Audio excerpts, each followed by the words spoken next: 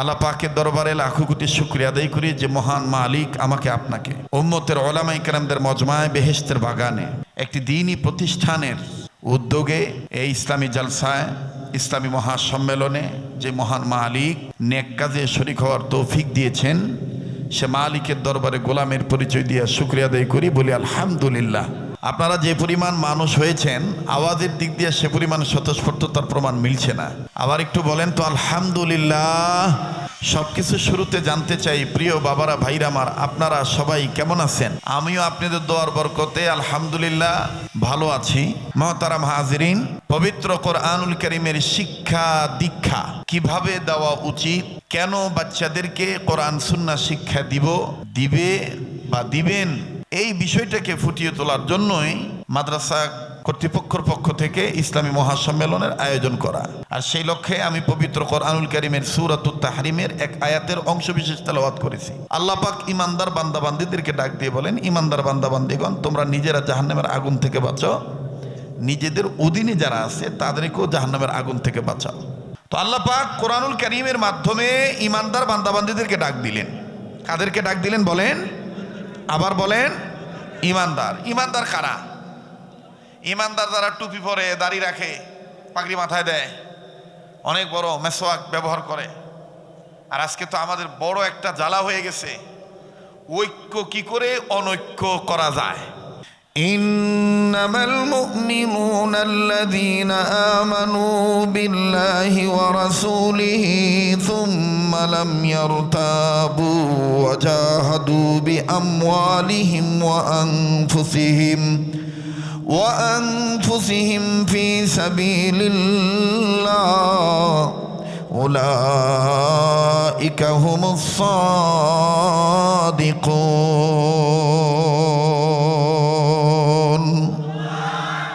আল্লাহু আকবারের সাথে কারো কোনো দুশ্মনী আছে? আল্লাহ মহান, এ কথাটা আস্তে বললে বা জোরে বললে কোনো বাধা আসবে?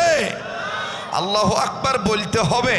আমার বন্ধুগণ, এখনো কিন্তু অনেকে আছে এরকম বলে, যারা নারায়ে তাকবীর আল্লাহু আকবার বেশি বেশি বলে, এরা মোল্লাতন্ত্র, এরা জঙ্গির সাথে সম্পৃক্ত। কিন্তু ওই দাদাদেরকে বলতে চাই, দাদা, আপনার ওই পানি পড়া ওই ট্যাবলেট আর বাংলার জমিনে চলবে না। এই জঙ্গি, এই ভঙ্গি, এই মোল্লাতন্ত্র, এই জঙ্গিবাদ, উগ্রবাদী, মৌলবাদী, এই সমস্ত কথা বলে ইসলামী আন্দোলনকে আর দমন করা যাবে না। ঠিক কিনা বলে? কেননা আমাদের দিলের তামান্না একটাই, সেটা কি? আমরা শেষ সময় পর্যন্ত, মৃত্যুর আগ পর্যন্ত ইসলাম নিয়ে, কোরআন সুন্নাহর বিধান নিয়ে টিকে থাকতে চাই। এতে যদি জীবন চলে যায়, জীবন চলে যাবে, কিন্তু ঈমান ছাড়ব না। ঠিক কিনা বলেন? আমার ভাইরা, আমার বন্ধুগণ, কোরআনুল কারীমের শিক্ষা গ্রহণ করতে হবে। ইলমে দ্বীন শিক্ষা গ্রহণ করা প্রতিটি মুসলিম নর নারীর উপর ফরজ।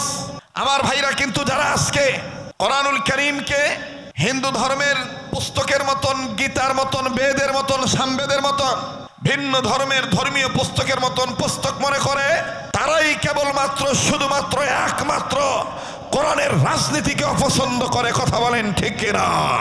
মুহতারাম হাজিরিন, ইসলাম ছাড়া, কোরআন ছাড়া, কোরআন সুন্নাহর বিধান ছাড়া কেউ কোনোদিন ভালো থাকতে, মুসলমান বিশ্ব মানবতার জন্য একমাত্র মুক্তির পথ কোরআন সুন্নাহর পথ। এই কথাটা কারা কারা স্বীকার করেন? একটু দু হাত তুলে দেখান তো দেখি। আল্লাহ তুমি দেখো, কে কে আল্লাহ হাত তুলেন? আল্লাহ, আল্লাহ তুমি দেখো। আল্লাহ, একটু উর্বর জমিনে বর্বরতাকে দাফন করার জন্য একটু আওয়াজ দিয়ে বলেন তো আল্লাহু আকবার। হাত নামান, আবার বলেন আল্লাহু আকবার। আমার ভাইরা, তাহলে ইমানদার বান্দাবান্দিরা নিজেরা জাহান্নামের আগুন থেকে বাঁচবে, অপরকে বাঁচাবে। নির্দেশ কার? আবার বলেন কার? ইয়া আইয়ুহাল্লাযীনা আমানু কু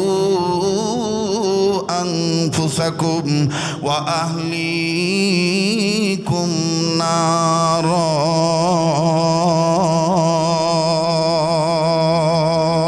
আল্লাহ রব্বুল আমিন ডাক দিয়ে বললেন, নবীজি, তামাম পৃথিবীর জমিনে যারা ঈমানি দৌলত অর্জন করেছে এই ঈমানদার বান্দা বান্দীদেরকে আমি আল্লাহ রব্বুল আমিন ডাক দিয়ে বললাম, নবী গো, এই ঈমানদার বান্দা বান্দীরা নিজেরা জাহান্নামের আগুন থেকে বাঁচবে, নিজেদের অধীনে যারা আছে তাদেরকেও তারা জাহান্নামের আগুন থেকে বাঁচাবে। আরে বাবাজি, তাফসীরের কিতাব খুলে দেখবেন বন্ধু, আহলিকুম নার, অধীনস্থে যারা আছে অধীনে যারা আছে তাদেরকে জাহান্নামের আগুন থেকে বাঁচাইতে হবে। মুফতি মুহাম্মদ শফি রহমাতুল্লাহি আলাইহি তিনি তার তাফসীরে মারিফুল কোরআনের মধ্যে সুন্দর করে আমার বন্ধুগণ ব্যাখ্যায় বলে দিয়েছেন, যুবক যুবতী তুমি নজর করে দেখো, তুমি জাহান্নামের আগুন থেকে বাঁচতেছো, তোমার অধীনে দেখো তোমার হাত আছে কিনা, তোমার অধীনে তোমার পা আছে কিনা, তোমার অধীনে তোমার চোখ আছে কিনা, তোমার অধীনে তোমার কান আছে কিনা। তোমার হাতকে তুমি জাহান্নামের আগুন থেকে বাঁচাও, তোমার পাকে তুমি জাহান্নামের আগুন থেকে বাঁচাও, তোমার চোখকে তুমি জাহান্নামের আগুন থেকে বাঁচাও। আরে বন্ধু, জাহান্নামের আগুন থেকে বাঁচানোর পথ পদ্ধতি চারটা। আল্লাহ রাসূল সাল্লাল্লাহু আলাইহি সাল্লাম বলে দিয়েছেন, উম্মতে মুহাম্মদীদের জাহান্নাম থেকে বাঁচার পথ হলো চারটি। উম্মতের আলেমগণ বসা আছে,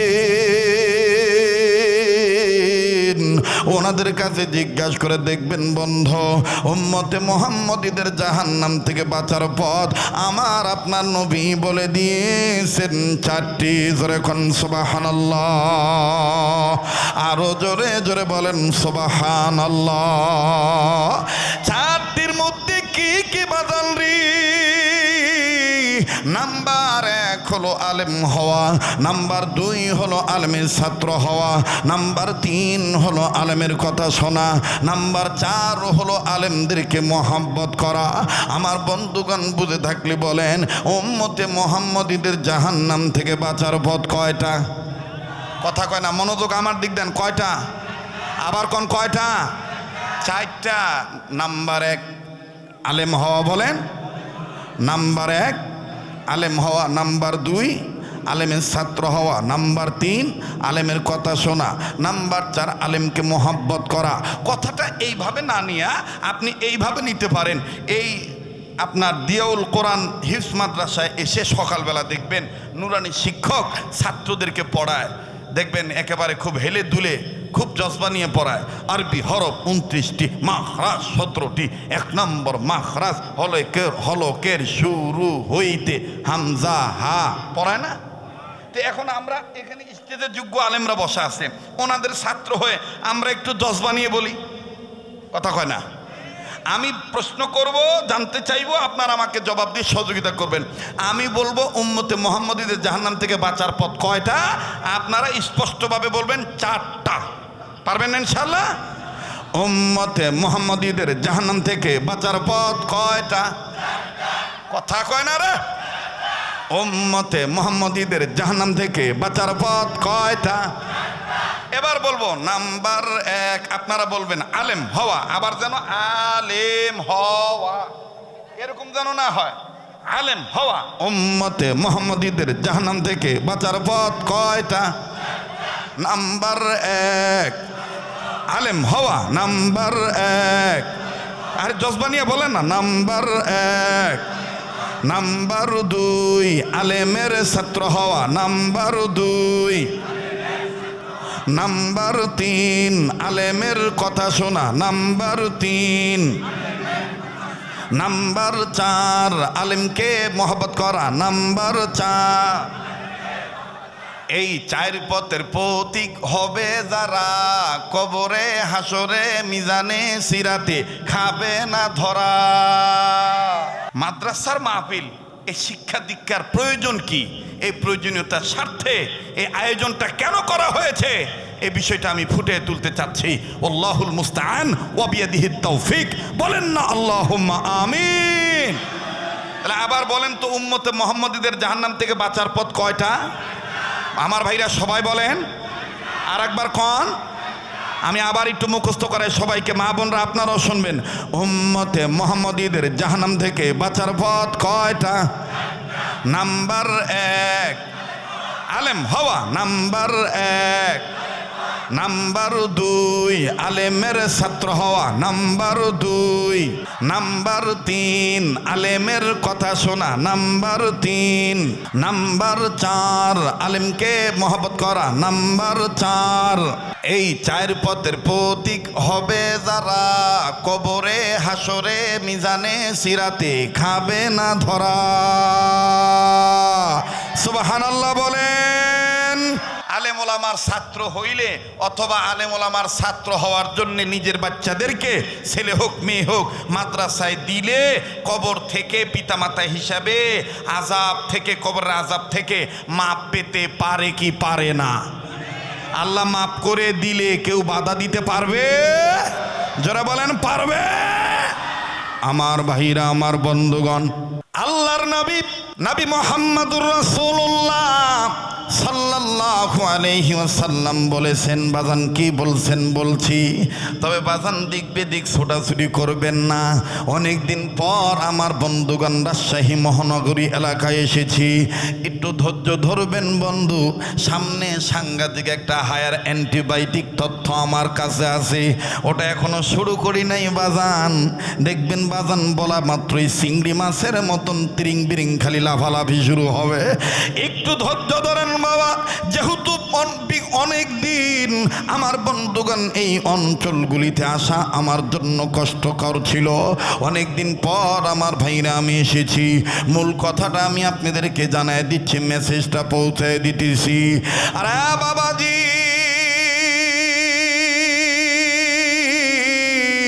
পর্দার অন্তরাল মা বোনেরা, কলিজার টুকরা যুবক বন্ধুরা, কেন গো আপনারা নিজের সন্তানদেরকে মাদ্রাসায় দিবেন না? মাদ্রাসায় দিলে আলেমী ছাত্র বানাইলে দেখেন কি লাভ হয়ে যায়।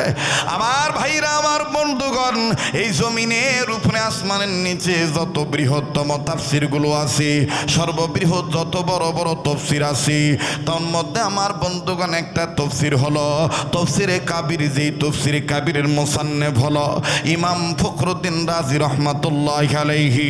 ফখরুদ্দিন রাজি রাহমাতুল্লাহি আলাইহি তিনি তার তফসিরে কাবিরের মধ্যে বাজান ঘটনাটা উল্লেখ করে বলেন, আল্লাহর নবী মুহাম্মদ সাল্লাল্লাহু আলাইহি সাল্লাম, আল্লাহর নবী মুহাম্মদ সাল্লাল্লাহু আলাইহি সাল্লাম যে বলেছেন, উম্মতে মুহাম্মাদীদের জাহান্নাম থেকে বাঁচার পথ 4টি। নাম্বার 1 হলো আলেম হওয়া, নাম্বার 2 হলো আলেমের ছাত্র হওয়া। দেখেন বাজান, আলেমের ছাত্র হইলে কি লাভ? তাফসীরে কাবীরের মধ্যে লেখা পাওয়া যায়, ইমাম ফখরুদ্দিন রাজি রহমাতুল্লাহি আলাইহি সুন্দর করে তিনি মুসান্নিফের জিম্মাদারি পালন করে লিখে দিয়েছেন, আল্লাহর একজন পয়গম্বর আল্লাহ পাকের নির্দেশে তিনি নিজের কর্মের দিকে যাচ্ছিলেন, নিজের কর্ম করার জন্য তিনি যাচ্ছিলেন বন্ধু। আরে ভাইয়া, নিজের কর্ম করার জন্য তিনি যখন রওনা দিলেন, যাওয়ার সময় আমার বন্ধুগণ একটা কবর দেখলেন। এই কবরের দিকে নজর করে দেখতে পাইতেছেন কবরের ভিতরে দাউ দাউ করে আগুন জ্বলতেছে। আল্লাহর পয়গম্বর, ও বাবাজি কাউকে কিছু না বলি, আল্লাহর পয়গম্বর নিজের কর্ম করার জন্য নিজের কর্মের দিকে অগ্রসর হয়ে গেলেন।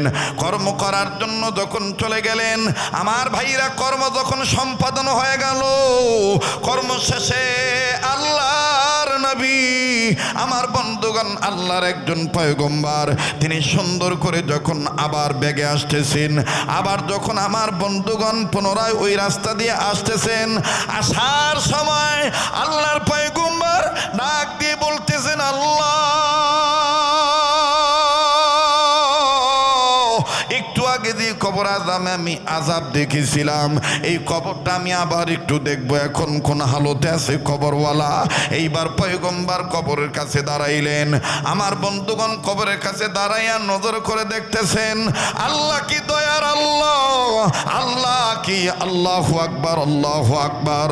পয়গম্বর নজর করে দেখতেছেন, একটু আগে যে কবরে আযাব ছিল, এখন আর কবরে আযাব নাই।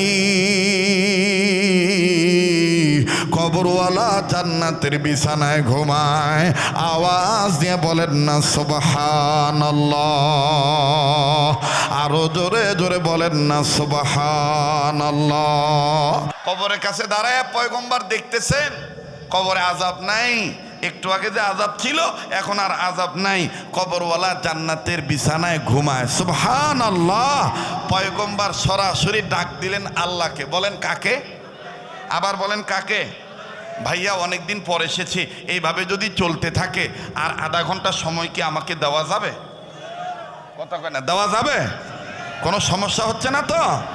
আমার বন্ধুগণ আল্লাহকে ডাক দিয়ে বলতেছেন, আল্লাহ একটু আগে যে কবরে আযাব ছিল এখন দেখি কবরে আযাব নাই, আল্লাহ কারণ কি আমি একটু জানতে চাই। আল্লাহ পাক বলতেছেন, পয়গম্বর এই কবরওয়ালা একটা কাজ করে আসছে, যেই কাজের দরুন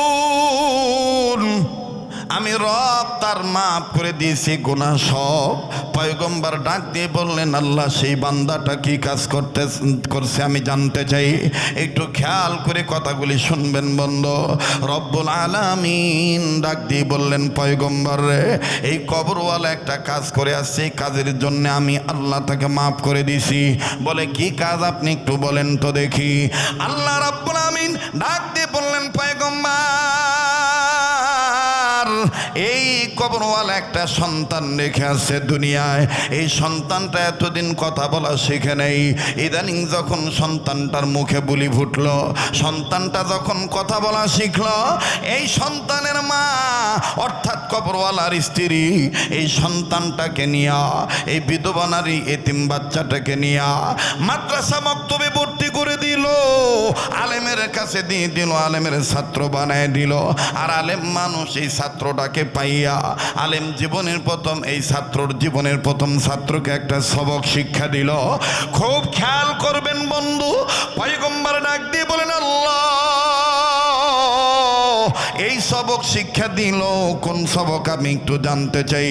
আল্লাহ রব্বুল আমিন ডাক দিয়ে বলতেছেন, পয়গম্বর এই আলেমের ছাত্র যখন বাচ্চা ছেলেটাও হয়ে গেল, এতিম বাচ্চাটা যখন ছাত্র হয়ে গেল, আলেমের ছাত্র হইল, আর এই ছাত্রটা যখন আলেমের কাছে সবক পড়তে শুরু করলো, তার উস্তাদ তাকে একটা সবক পড়াইলো, যেই সবকের মধ্যে আমার স্পেশাল 3টা নাম আছে, আর এই 3টা নামের সাথে প্রতিটা নামের সাথে আমার 1000 করে নাম জড়িত।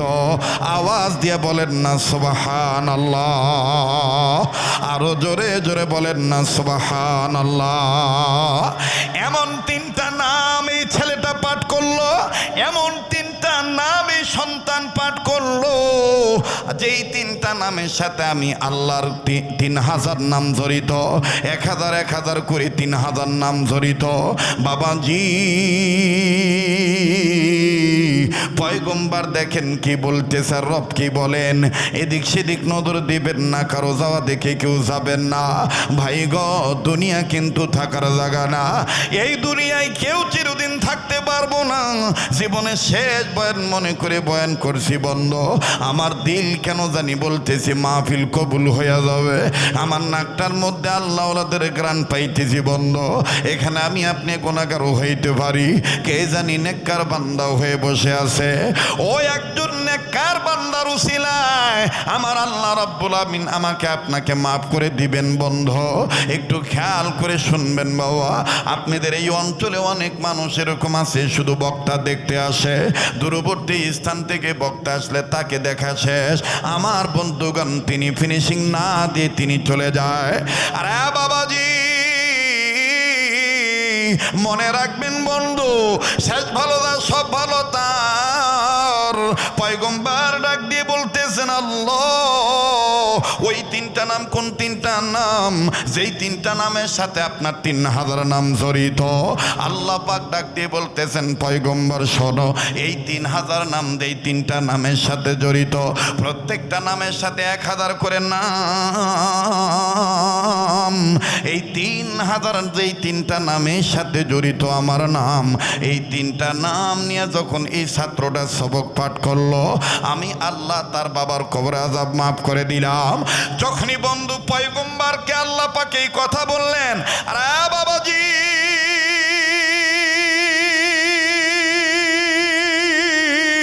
পয়গম্বর ডাক দিয়ে বললেন, মালিক, সন্তানই সবক পাঠ করার কারণে সন্তানের বাবার কবর আযাব মাফ হইয়া গেল। মাবুদ, আমি সবক পরে জানবো, আমাকে মনের সুখে একটু কান্নাকাটি করতে দেন। আল্লাহ পাক ডাক দিয়ে বললেন, পয়গম্বর, তুমি কেন কাঁদতেছ আমি কিন্তু তোমার অন্তর্যামী হিসেবে সব জানি। তারপর আমি তোমার মুখ থেকে জানতে চাই, তুমি কেন কান্নাকাটি করো, আমাকে একটু বলো। বাজান, যেই কথাটা তাফসীর কিতাবের মধ্যে উল্লেখ করা হলো, পয়গম্বর ডাক দিয়ে বলতেছেন, মালিক,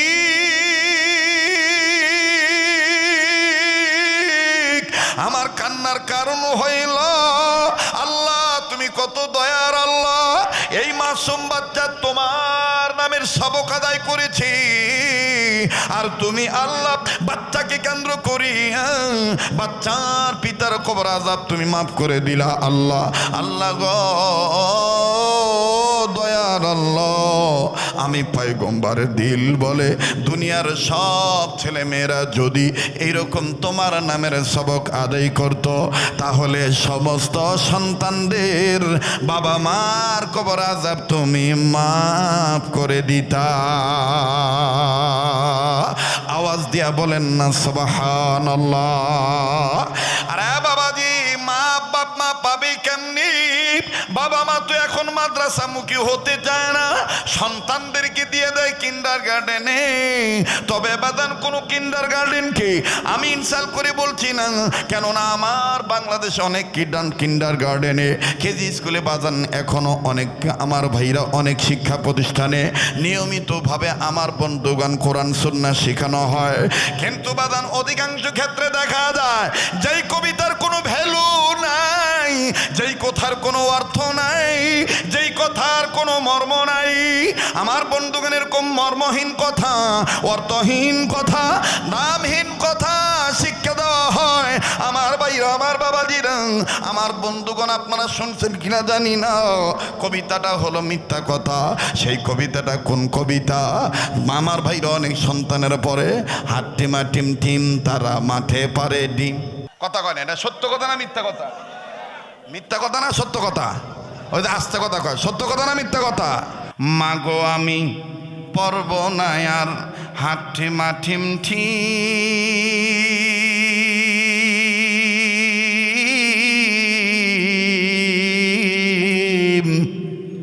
মাদ্রাসাতে শিখবো এবার, মাগো আলিফ লাম আর মিম।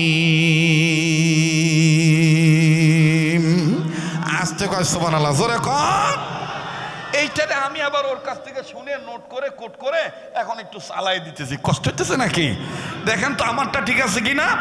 মাগো আমি পর্ব নায়িকারা হাট্টিমা টিম টিম মাদ্রাসাতে শিখব যাবার আলিফ লাম আর মিম। বলেন, মাদ্রাসাতে শিখব যাবার, কথা কয় না, মাদ্রাসাতে শিখব যাবার সবাই। মাগো আমি পর্ব নায়িকারা হাট্টিমা টিম টিম মাদ্রাসাতে শিখব যাবার আলিফ লাম আর মিম।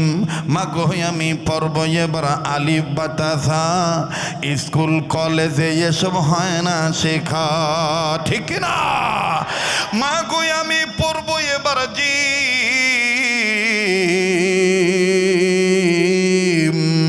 মাগো আমি পর্ব নায়িকারা হাট্টিমা টিম টিম মাদ্রাসাতে শিখব যাবার আলিফ লাম আর মিম। দেখি কোরআনের পক্ষে কে কে মাদ্রাসাতে শিখব যাবার, সবাই মাদ্রাসাতে শিখব যাবার। নারায়ে তাকবীর, নারায়ে তাকবীর, আল কোরআনের আলো, আল হাদিসের আলো। একটু সংসদে জ্বালানোর পক্ষে বলেন না, আল কোরআনের আলো, আল হাদিসের আলো, কোরআন সুন্নাহর আলো সংসদে জালো, কোরআন সুন্নাহর আলো সংসদে জালো, আল হাদিসের আলো সংসদে জালো।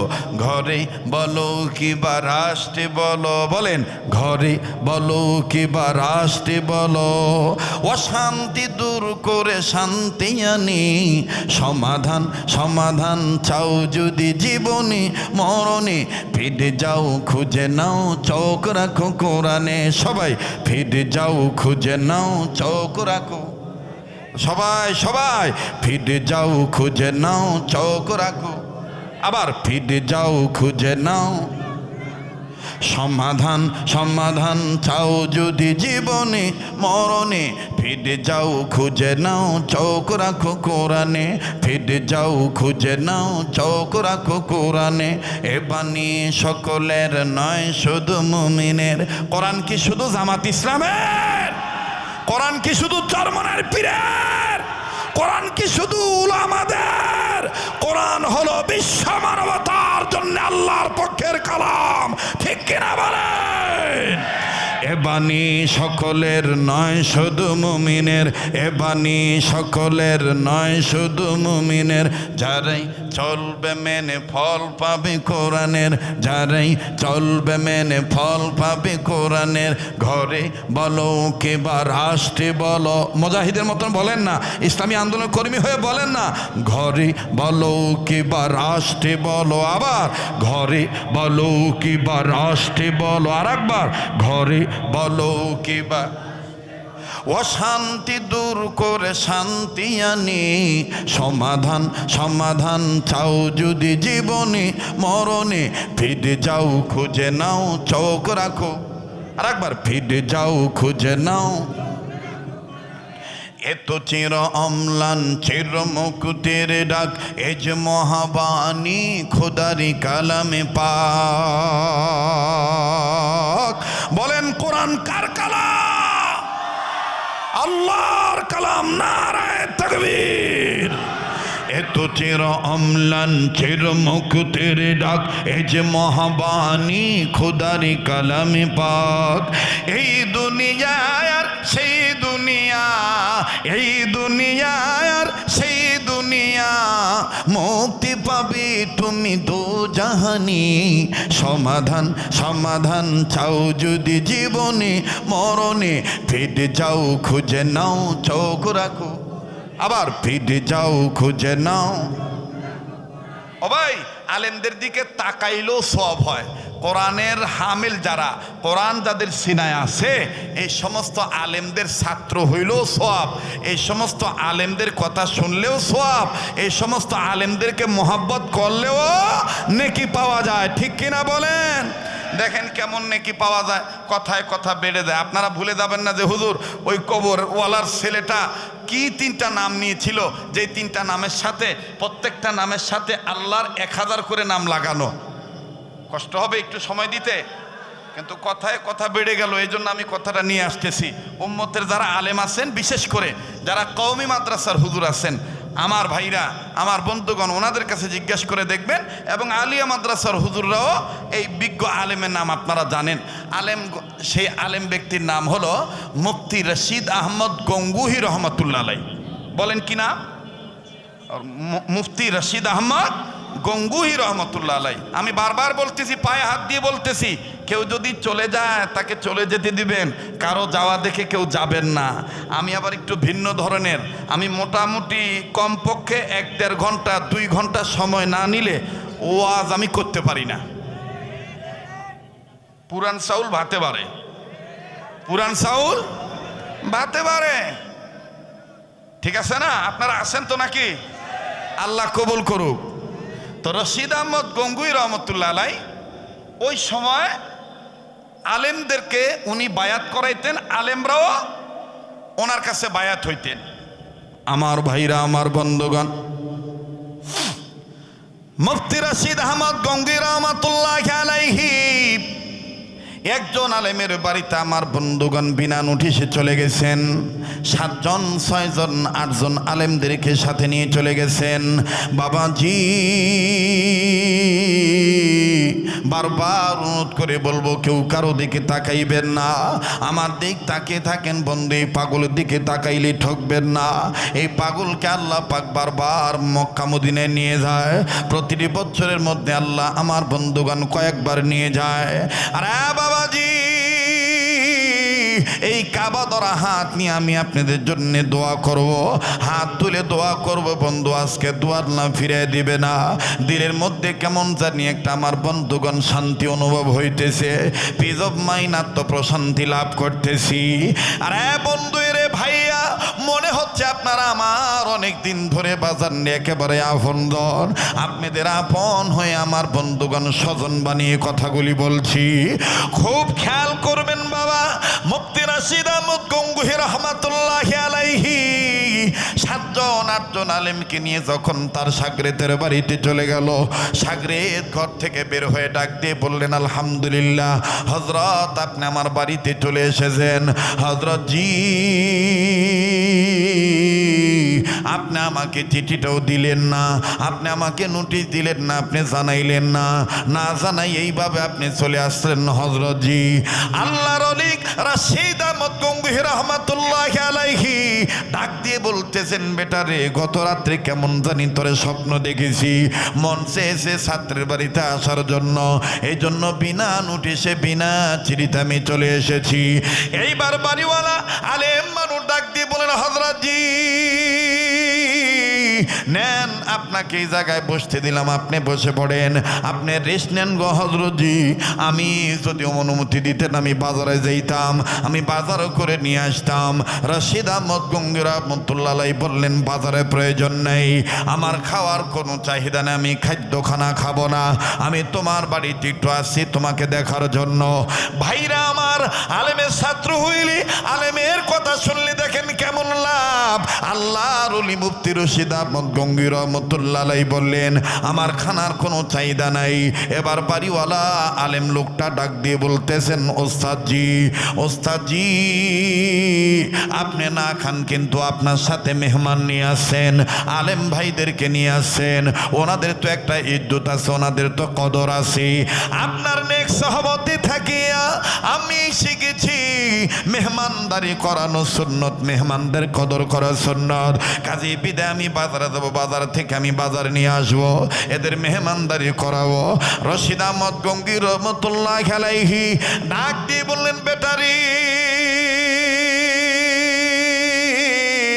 বাজারে যাইবা ভালো কথা, তবে বাজারে যাওয়ার আগে এক বদনা পানি আমার এনে দাও, আমি এক বদনা পানি দ্বারা আমি একটু অজু বানাবো, অজুর পানি তুমি এনে দাও। এবার রাশিদ আহমদ গঙ্গুহি রাহমাতুল্লাহি আলাইহির খাস শাগরেদ এক বদনা পানি দ্বারা আমার বন্ধুগণ আনি পানি এনে দিলেন, অজু করবে। আল্লাহর ওলি ও বাবাজি, এই বদনা থেকে পানি নিয়ে যখন বাজান তিনবার করে অঙ্গ প্রত্যঙ্গ ধুইতেছেন, বিসমিল্লাহ আমার বন্ধুগণ বিসমিল্লাহ বলে সর্বপ্রথম যখন ডাইন হাতের কবজি 3বার ধুইলেন, বাম হাতের কবজি 3বার ধুইলেন। এবার দ্বিতীয়বার যখন বিসমিল্লাহ বলে মুখের মধ্যে পানি দিবে, ভাই গো, মুখের মধ্যে পানি দিয়ে কেমন জানি আল্লাহর ওলি রাশিদ আহমদ গঙ্গুহি রাহমাতুল্লাহি আলাইহি বোবার মতন হয়ে গেল। পানি আর বের করেন না, পানি গিলেন না, পানি ফেলেন না। আমার বন্ধুগণ পানি ফেলেও দেন না, পানি গিলেও নেন না।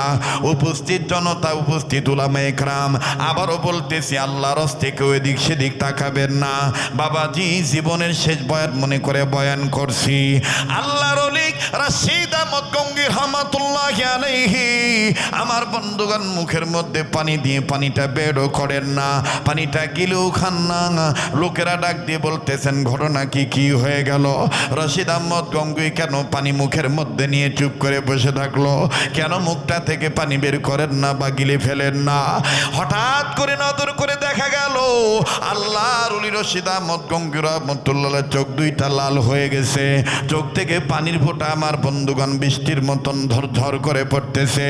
আল্লাহর ওলি কান্দে। আমার ভাইরা, আমার বাবাজিরা, আল্লাহর ওলি এবার চোখের পানি মুছে দিয়া, মুখ থেকে পানিগুলি আমার বন্ধুগণ ফেলে দিয়া উপস্থিত আলেমদেরকে ডাক দিয়ে বলতেছেন, পরে বলবো ঘটনা, আগে তোমরা যে যে অবস্থায় আছো আমার কাছে আসো গো।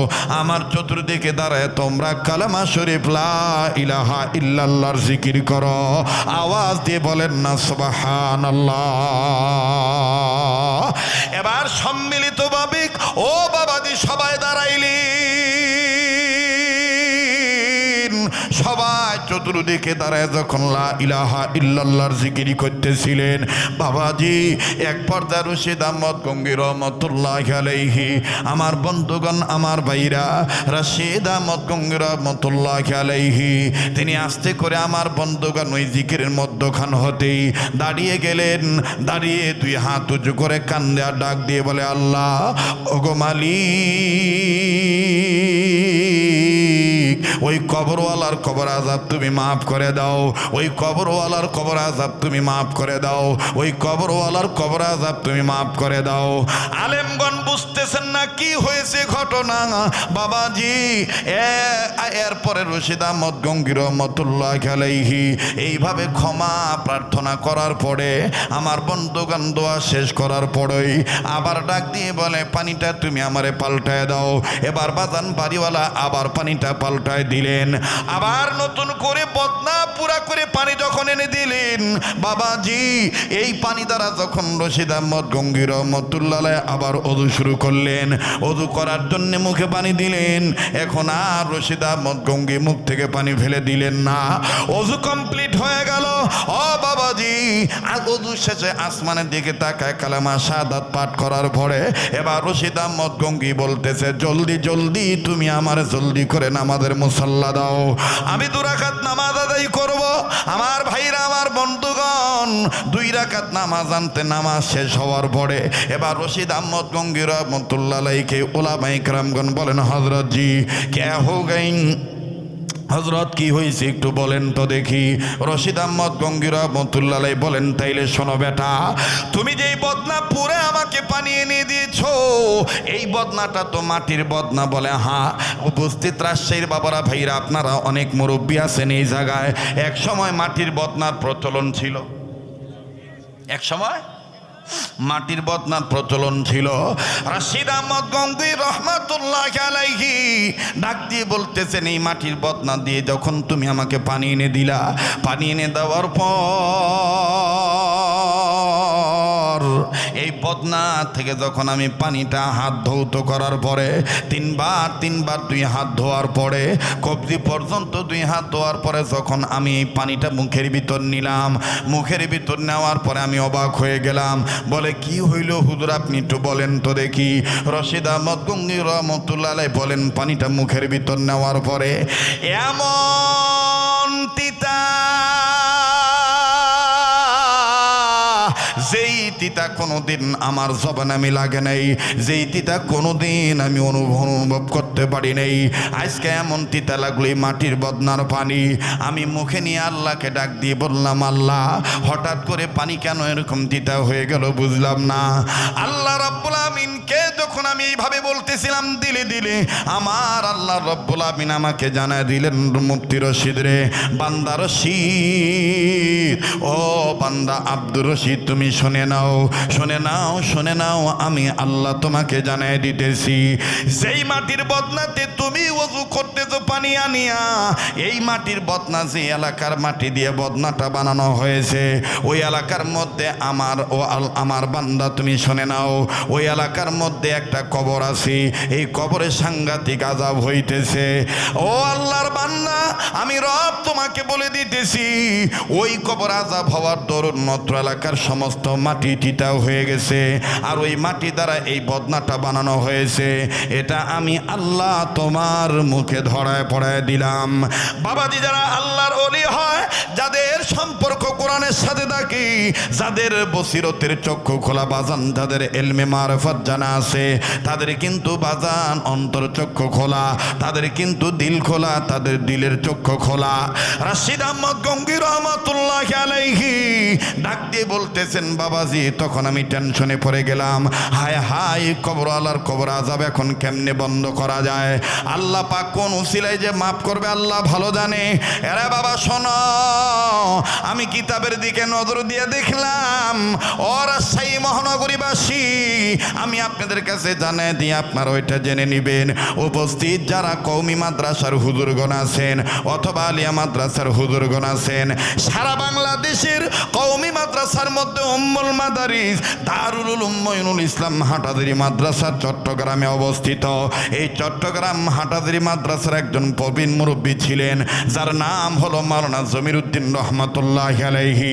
মাওলানা জমির উদ্দিন রহমাতুল্লাহ আলাইহি তিনি তার কিতাবের মধ্যে লিখেছেন, মুসলমানের বাচ্চা শুনে নাও, কথা বলবো আমি একটা, আচ্ছা শুনে নাও। যদি থাকে তোমার ইমান ছাচ্ছা, যদি তুমি তোমার কোনো এলেম না থাকে, যদি তোমার কোনো বিদ্যা না থাকে, আমি জমির উদ্দিন লিখে দিলাম, আল্লাহ রসুলের হাদিস নকল করে বললাম, তুমি পৃথিবীর যেই প্রান্তে থাকো না কেন সন্তান, তুমি যদি তোমার বাবা মার কবরের পাশে দাঁড়াইয়া একবার যদি কালেমা শরীফ তাওহীদের বাণী শুদ্ধ করে পড়তে পারো, লা ইলাহা ইল্লাল্লাহু মুহাম্মাদুর রাসূলুল্লাহ সাল্লাল্লাহু আলাইহি সাল্লাম। মরহুম মাওলানা জমির উদ্দিন রহমাতুল্লাহ আলাইহি তিনি তার কিতাবের মধ্যে লিখেছেন, কোন সন্তান কোন এলেম জানুক আর না জানুক, যদি মুসলমান হিসাবে কালেমা শরীফের একবার কালেমা তৈবা পাঠ করে মা বাবার কবরের পাশে দাঁড়াইয়া, আমার আল্লাহ রব্বুল আমিন সন্তানের কালেমা পড়ার উসিলায় বাপ মার কবর আযাব মাফ করে দেয়। আওয়াজ দিয়ে বলেন না সুবহানাল্লাহ। আরে বন্ধু, রাশিদ আহমদ গঙ্গী রহমাতুল্লাহ আলাইহি ডাক দিয়ে বলতেছেন, আল্লাহ এখান থেকে অনেক অনেক দূরে কবর, ওই কবরওয়ালার কোনো ছেলেও নেই, কোনো আত্মীয় স্বজন নাই, আস্থা বাজন নাই, শ্রদ্ধা বাজন নাই, আপন জন নাই, স্নেহ বাজনও নাই, পড়োশীও নাই, প্রতিবেশীও নাই। এখন আমি কেমন করে ওই কবরওয়ালার কবর আযাব মাফ করাইতে পারি? আল্লাহ তোমার মায়ার দ্বারা, দয়ার দ্বারা আল্লাহ তুমি আমারে পথ দেখায় দাও। ঠিক তখনই আমার আল্লাহ পাক জানায় দিলেন, রশিদ রে, মুসলমান ধর্মের দিক দিয়া, ইসলাম ধর্মের দিক দিয়া মুসলমান, প্রতিটি মুসলমান মিল্লাতের দিক দিয়ে এক মুসলমান আর এক মুসলমানের ভাই। এক মুসলমান আর এক মুসলমানের কি? জোরে বলেন নাকি? আর একবার বলেন কি? ডাক দিয়ে বলতেছেন, রশিদ মিল্লাতের দিক দিয়ে এক মুসলমান আর এক মুসলমানের ভাই। অতএব যদি কোনো মুসলমান ভাইয়ের পক্ষে যদি কালেমা শরীফটাও পাঠ করে আমি আল্লাহ, তথাপিও মুসলমানের কালেমা পড়ার দরুন তার কবরে আযাব মাফ করে দেব। আওয়াজ দিয়ে বলেন না সুবহানাল্লাহ। আরে বাবা, যখন আমি এই সংবাদ পাইলাম ঠিক তখনই আমি মুফতি রাশিদ তোমাদেরকে ডাক দিয়ে বললাম, তোমরা আমার চতুর্পাশে দাঁড়াও, তোমরা আমার চতুর্পাশে দাঁড়ায় লা ইলাহা ইল্লাল্লাহর জিকির করো। যখন তোমরা জিকির করা শুরু করলা, অটোমেটিক আমার কাছে খবর আসলো। আমি যখন বললাম, আল্লাহ ওই কবরওয়ালার আযাব তুমি মাফ করে দাও, আল্লাহ আল্লাহ ওই কবরওয়ালার আযাব তুমি মাফ করে দাও, আল্লাহ আল্লাহ ওই কবরওয়ালার আযাব তুমি মাফ করে দাও।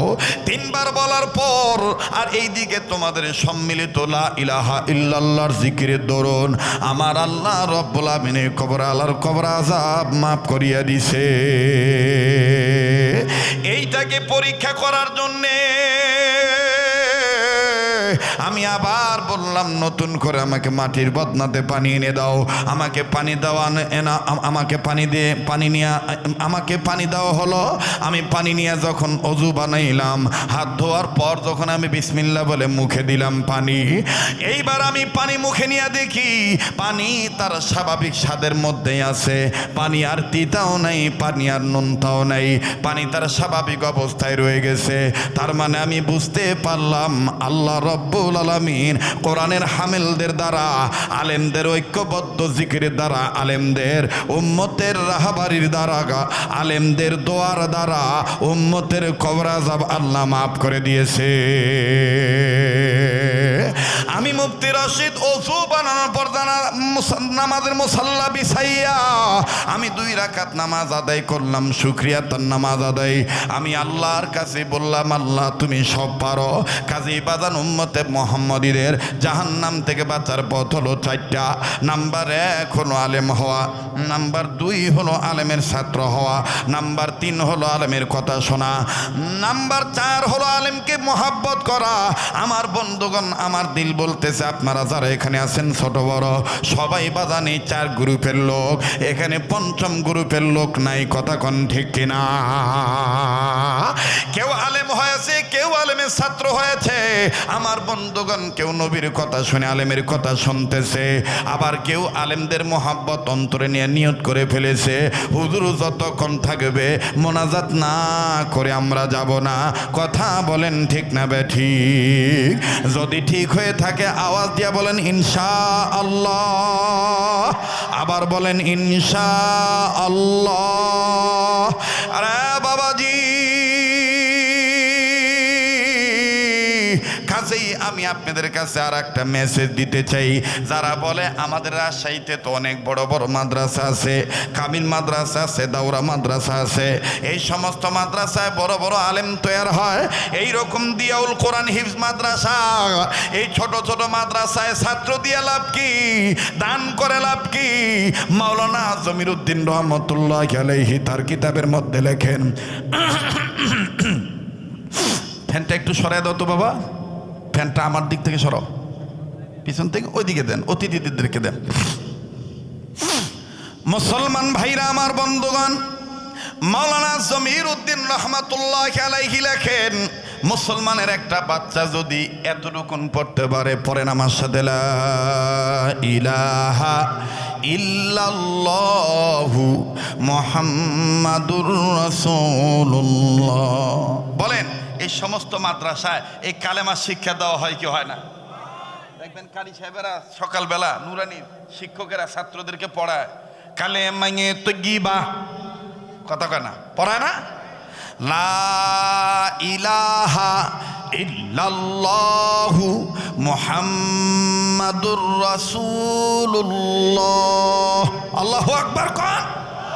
মাওলানা জমিরুদ্দিন রহমতুল্লাহ লেখেন, এতটুকু এই কালেমাটাও যদি তুমি মুসলমানের আওলাদ হয়ে শুদ্ধ করে পড়তে পারো, তোমার মৃত বাবা মার কবরের পাশে দাঁড়াইয়া আল্লাহ তাআলা তুমি সন্তানের কালেমা পড়ার উসিলা তোমার বাপ মাকে মাফ করে দিতে পারে। মাফ করার মালিক কে? কথা কয় না, মাফ করার মালিক কে? মুহতারাম হাজিরিন, আজকে সেই বাবা মার জন্য দোয়াটাও করতে যায় না। বক্তা দেখে আসছি, বক্তা খুব ভালো ওয়াজ করে, বক্তার কণ্ঠ অনেক ভালো। আরে ভাই, ভালো তো সবই ভালো, কিন্তু আপনি কেন এরকম কালো? আপনার মন কেন এত কালো? আপনি দোয়াটা করে যান, শেষ ভালো যার সব ভালো তার। মনে রাখবেন, আজকে যদি আপনি যদি আমার আপনার মা বাবার নামে দোয়া করে যাই, অদূর ভবিষ্যতে আমার আপনার বেটা বেটিও আমার আপনার জন্য দোয়া করেই যাবে, ঠিক কিনা? আর আজকে যদি ফাঁকি দিয়ে যান, আমার আপনার বেটা বেটিরাও আমাকে আপনাকে ফাঁকি দিয়ে যাবে। কামা তাদিনু তুদানু, যেমন কর্ম তেমন ফল। আপনি আপনার বাপের নামে দান করেন নাই, আপনি আপনার বাপ মার নামে দোয়া করেন নাই, আপনার বেটা বেটিরাও আপনার নামে দোয়া করবে না, ঠিক কিনা ভাই? যাই হোক, আর লম্বা করতে চাই না। দাঁত থাকতে দাঁতের মর্ম বোঝা যায় না। দাঁত যেদিন পড়ে যাবে সেদিন বুঝবেন গোস্ত খাওয়ার সময় কি যে যন্ত্রণা। আজকে বাপ বেঁচে আছে তো, এজন্য বাপে বলে এ বুড়া কি পেছাল পাড়েবে। এ বাপ যেদিন মারা যাবে সেদিন বুঝবেন কত বড় অভিভাবক হারাইলেন, ঠিক কিনা ভাই? আমার বন্ধুগণ, আমি 1 মিনিটে উদাহরণস্বরূপ বাস্তব একটা কথা বলি। আমার নিজ প্রতিষ্ঠানের বারান্দায় আসরের নামাজ পড়ে দাঁড়ায় আছি। বাপ যে কত বড় নিয়ামত, দাঁড়ায়া গ্রিল ধরে, বারান্দায় দাঁড়ায় বারান্দার গ্রিল ধরে মাদ্রাসার ছাত্রদের খেলা দেখতেছে, খুব ভালো লাগতেছে। একজন দৌড়াইতেছে, কেউ মানে ছোট বল নিয়ে খেলতেছে, কেউ এটা ঢিলা মারতেছে, কেউ মানে লুকালুকি খেলতেছে, ভিন্ন ভিন্ন খেলাধুলা করতেছে। হঠাৎ বাইরে নজর গেল, নজর দিয়ে দেখি এক গার্ডিয়ান, অভিভাবক, হাতে কয়েকটা ব্যাগ নিয়ে দাঁড়িয়ে আছে। ব্যাগের মধ্যে নানান ফল, বিস্কিট, চানাচুর ইত্যাদি ইত্যাদি। তা আমি বুঝতে পারলাম যে এটা কোনো ছাত্রের অভিভাবক হবে, কিন্তু কোন ছাত্রের বাবা এটা আমার জানা নাই। খুব খেয়াল করেন, এটা আমার জানা নাই। আমি বাবার দিকে তাকিয়ে আছি। বাবা এখন ওই বাইরে থেকে উকি ঝুঁকি মেরে দেখতেছেন যে আমার ছেলে কোথায়, আমার ছেলে কোথায়। আল্লাহর কি মেহেরবানি, বাবা সন্তানকে পাওয়ার আগেই সন্তানের নজরে বাবা পড়ে গেছে। এই সন্তান সব খেলা বাদ দিয়ে আস্তে করে দেখতে যে সে ধুলাবালি ঝাড়তেছে। তো পাশের ছাত্ররা বলতেছে, কিরে আজকে আর খেলবি না? ছেলেটা কান্না কান্না ভাবে বলতেছে, কাঁদো কাঁদো ভাব নিয়ে বলছে, আমি আর আজকে খেলবো না। ওই যে আমার আব্বা আসছে, আমি আমার বাবার কাছে যাব। অনেক দিন আমার বাবাকে আমি দেখি না, আজ আমি বাবার কাছে যাব। আরে ভাইয়া, যখন এইভাবে বললো বাবার কাছে যাব, নজর করে দেখলাম রে বন্ধু, ছেলেটার গায়ের গেঞ্জি ঘামের পানিতে ভিজা। ও মুরব্বী বাবারা, ও মুরব্বী মায়েরা, আমার বোনেরা, আমার যুবক বন্ধুরা, আমার ভাইয়েরা, পর্দার আড়ালের বোনেরা, কোন বাবারে তুমি দোয়া করো না? কোন মায়ের জন্য তুমি দিলটা নরম করো না? একটু দিলটা নরম করে দাও। আপনাদের অনেকের জানা আছে, রাত্র যত গভীর হবে এই পাগলের কণ্ঠ ততই ক্লিয়ার হতে থাকবে। এটা আমার আল্লাহর দান। আমার বন্ধুগণ, দীর্ঘদিন যাবত ওয়াজ মাহফিলের ময়দানে আল্লাহ রেখেছেন কেবলমাত্র আপনাদের দোয়ার বরকত, বুজুর্গ ওলামায়ে কেরামদের দোয়ার বরকত, আপন মা বাবার খেদমতের দোয়ার বরকত। ভাই গো, এবার এই ছেলেটাকে নজর করে দেখতে পাইলাম, ছেলেটার গায়ের গেঞ্জির ঘামের পানিতে ভিজিয়া রয়েছে। বাবাজি বিভিন্ন জায়গায় ধুলাবালি লাগানো। ছেলেটা ধুলাবালি মোছে আর কাদো কাদো ভাব নিয়ে বলে, আজ আমি আর খেলবো না, আজকে আমি আমার বাবার কাছে যাইতেছি, আমার বাবা আছে। অবাজান ধুলাবালি জর্জরিত গেঞ্জি নিয়া ঘামের পানিতে ভিজা রয়েছে, সেই গেঞ্জি পড়িয়া দুর্গন্ধযুক্ত শরীর লইয়া বাবার পানে যখন দৌড় মারলো, আরে ভাইয়া নজর করে দেখতে পাইলাম বাবা সন্তানের দৌড় মারা দেখিয়া মোটো পিছপা হইলেন না। দোনোটা হাত উপরের দিকে তুললেন আর নিচের হাতের টোপলাগুলি নিচে রাখলেন, একটু ঘৃণা করলেন না। দুই হাত বাড়ায় দিয়া ডাক দিয়ে কয়, আয় বেটা আয় আমার বুকে আয়।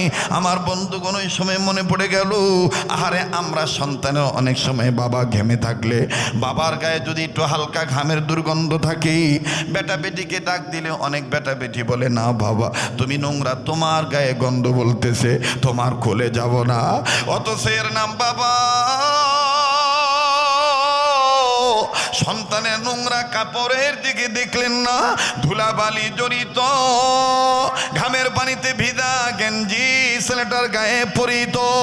এই ছেলেটার দিকে বাবা নোংরার দিকে তাকাইলেন না, বাবার ভালোবাসার দিকে, স্নেহ মাখা মমতার দিকে, সন্তানের আদর দিকে তাকাইলেন। আব্বু যখন দুই হাত বাড়ায় দিলেন, এই ছেলেটা আমার বন্ধুগণ হন হন করে ছুটে চললেন বাবার বুকের পানি। বাবার কাছে যাইয়া সালাম দিলেন, বাবার দুই হাত আমার বন্ধুগণ ধরে মুসাফা করলেন। মুসাফা করার পর বাবা যখন টান দিয়ে নিয়ে বুকে ধরলেন, সন্তানটাকে বাবা আব্বু আব্বু বলে চুমা খায়। ছেলেটাও বাবার কপালে চুমা দেয়, গালে চুমা দেয়, আর হাতটা ধরিয়া ডাক দিয়ে বলে, আব্বু বাড়িতে মা কেমন আছে? বাড়িতে আমার ভাই বোনেরা কেমন আছে? পিতা পুত্রের আদরের ডাক শুনিয়া, পিতা পুত্রের আদরের দৃশ্য দেখিয়া মনটা আমার বন্ধুগণ অনেক ভালোই লাগলো, দৃশ্যটা অনেক ভালোই লাগতেছিল। কিন্তু বাজান রে, হঠাৎ করে একটা করুণ চিত্র নজরে ধরা পড়ল। সেই বারান্দায় দাঁড়াইয়া বাপ বেটার আদর দৃশ্য দেখতেছিলাম চাহিয়া চাহিয়া।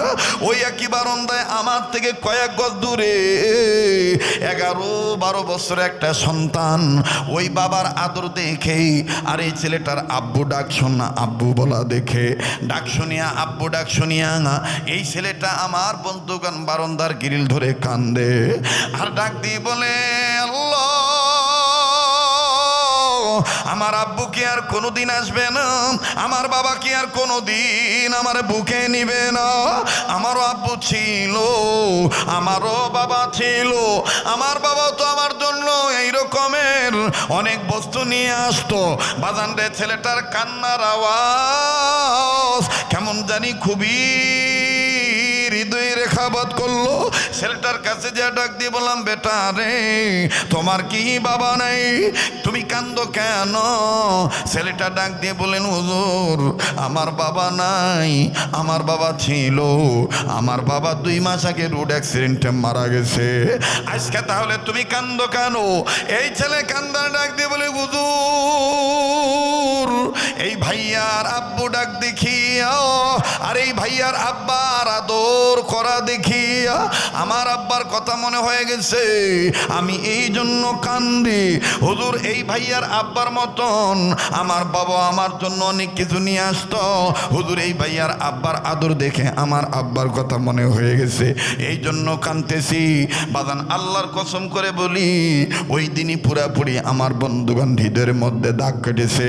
যার বাবা নাই সেই জানে কত বড় নিয়ামত নাই, যার আছে সে বুঝতে চায় না। আমি জানি না এই ময়দানে কার বাবা নাই, এই ময়দানে কার মা নাই। ওই মা বাবার জন্যে, ওই বাপ মার জন্যে মায়ার সন্তান হইয়া এই কাবা ধরা হাতের সাথে হাত উঠাইয়া এই মুসাফির বান্দার সাথে বাবাজি ওই মা বাবার জন্য দোয়া করে যাবেন একসাথে হাত তুলিয়া। আমি দেখতে চাই কোন কোন ভাই বোনের অন্তরে, কোন কোন বাবা মার অন্তরে মা বাবার দরদ আছে, একটু ওয়াদা দেন তো দেখি আমার সাথে দোয়া না করে যাবেন না। লিল্লাহে তাকবীর। আল্লাহ আপনি কবুল করেন, বলেন আমিন। এবার আসেন বাজান, আমি পিছনের কথায় ফিরে যাই। পয়গম্বর ডাক দিয়ে বললেন, আল্লাহ কোন সে সবক যেই সবকের মধ্যে তোমার 3টা নাম, যেই 3টা নামের মধ্যে 3000 নাম জড়িত। মনে আছে? কথা কয় না, মনে আছে? আমার ভাইরা, আমার বন্ধুগণ, আমি বলছি বলবো, তবে দেখতে চাই ঘুমাইছেন নাকি জাগ্রত আছেন। আবার তাকবীর দিব, নারায়ে তাকবীর, না না নারায়ে তাকবীর।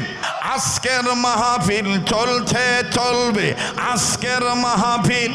আল্লাহ যতক্ষণ কবুল করে ইনশা। মুসলমান ভাইরা আমার, বলেন তো দেখি, কোরআনুল কারীমের মধ্যে যে ইমানদারদেরকে আল্লাহ পাক বললেন, ইমানদার বান্দা বান্দিরা তোমরা জাহান্নামের আগুন থেকে নিজে বাঁচাও, অপরকে বাঁচাও। বলেন তো দেখি আমার বন্ধুগণ, এই কোরআনুল কারীমের এই ডাকটা কার ডাক? আবার বলেন কার ডাক? আরে ভাইয়া এবার ভুলে গেছেন কিনা জানি না, উত্তর দিয়া বলেন, উম্মতে মুহাম্মদীদের জাহান্নাম থেকে বাঁচার পথ কয়টা? আবার বলেন কয়টা? নাম্বার 1 আলেম হওয়া, নাম্বার 2 আলেমের ছাত্র হওয়া, নাম্বার 3 আলেমের কথা শোনা, নাম্বার 4 আলেমকে মহব্বত করা। আমি এখন একটু দেখতে চাই আমার বন্ধুগণ, এই আলেম ওলামার মহব্বত, এই আলেম ওলামার ছাত্র, এই আলেম ওলামার কথা আমার বন্ধুগণ কার অন্তরের কান দিয়ে শুনেছেন? একটু বাস্তবতায় আসেন বাজান, একটু আমল দেখতে চাই বন্ধু। ভাইয়া কেউ যদি চলে যায়, চলে যেতে দিবেন। বারবার বলতেছি কারো যাওয়া দেখি কেউ যাবেন না। অনেক যুবক বন্ধুদের দরখাস্ত, হুজুর অনেক দিন পর আসছেন, একটু আজান শোনাবেন। বাজান আর কত বছর আজান আপনাদেরকে শোনাবো? তারপরও যেহেতু আপনারা বলেছেন, যদি আল্লাহ পাক আমাকে ওই রকম শক্তি দান করেন, যদি বাজান ওই রকম সময় হয়ে যায়, অবশ্যই আমি আপনাদেরকে আজান শোনাবো। তবে একটা অনুরোধ করবো আপনাদের মাঝে, ভাইয়া এই দুয়াউল কোরআন হিফজ মাদ্রাসায় আমি আপনাদের জন্য ছোট্ট একটা দরখাস্ত করব, পারলে দিবেন, না পারলে না দিবেন। কোরআনুল কারীমের পারা সংখ্যা হলো 30 পারা কোরআন শরীফ। এই 30 পারা কোরআনকে মহব্বত করে উপস্থিত হাজার শত গোলাম বান্দাবান্দি আছেন। আমি ছোট্ট একটা আবদার করব, 30 পারা কোরআনকে মহব্বত করিয়া ভাইয়া যেই হাফেজে কোরআনদের মাথায় দেওয়া হলো পাগড়ি পড়াইয়া, এইরকম একটা সন্তান ইমানের সাথে যেন হাসরের ময়দানে যেন নেককার বান্দার সাথে আপনি জান্নাতে যাইতে পারেন, অথবা আপনার বাপ মার কবর আযাব যেন তাদেরকে মহব্বত করার দরুন মাফ হয়ে যায়। 30 পারা কোরআনের পক্ষে আসিয়াগা আমি আপনাদের এই শত শত গোলামদের মধ্যে ছোট্ট একটা আবদার করছি, ছোট্ট একটা আবদার করতেছি, বারবার বলতেছি, পারলে দিবেন, না পারলে না দিবেন।